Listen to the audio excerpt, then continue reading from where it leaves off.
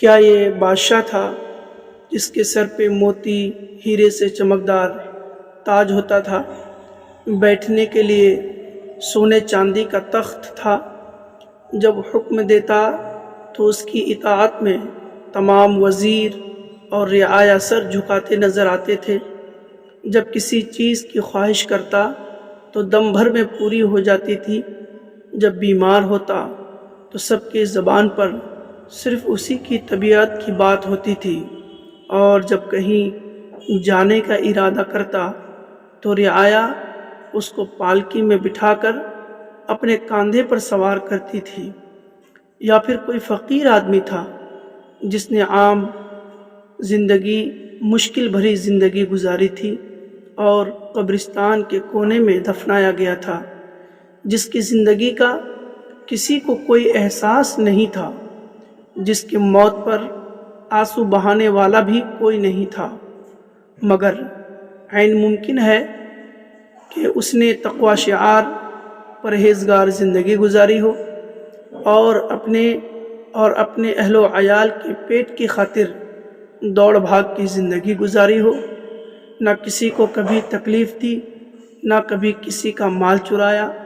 اور نہ ہی کبھی خواہشات نفس کی اتباع کی، اور اس کی موت سب سے اچھی موت تھی۔ آپ غور فرمائیں، کیا یہ سیدھا سادہ پاک دامن انسان تھا، یا کوئی شاطر چور تھا، یا پھر کوئی کپڑا فروش کے بھیس میں عورتوں اور لڑکیوں کے ساتھ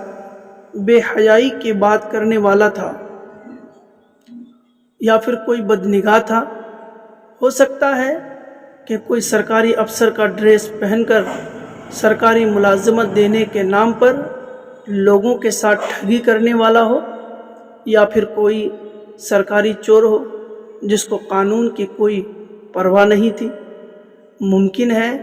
کہ کوئی ادب کا چور ہو، بڑے بڑے ادیبوں کی تحاریر اور بڑے بڑے شعراء کی شاعری میں اپنا نام جوڑنے والا تھا، یا کوئی ڈاکٹر ہے جس نے دوائی کے نام پر چیک اپ کے بہانے غریبوں کا مال لوٹا تھا۔ کسی وکیل کا بھی تو ڈھانچہ ہو سکتا ہے جس نے مجرم کو اور ملزم کو بار بار کورٹ کچہری کے چکر کٹوائے اور اپنا محل تیار کیا تھا، یا کوئی خطیب تھا جس کا معاملہ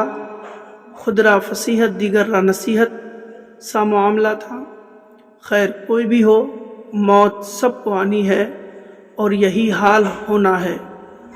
اس لیے اپنے اعمال اچھے رکھیں اور موت کی تیاری کریں۔ اے طائر لاہوتی، اس رزق سے موت اچھی جس رزق سے آتی ہے پرواز میں کوتاہی، ایک دن مرنا ہے آخر موت ہے، کر لے جو کرنا ہے آخر موت ہے۔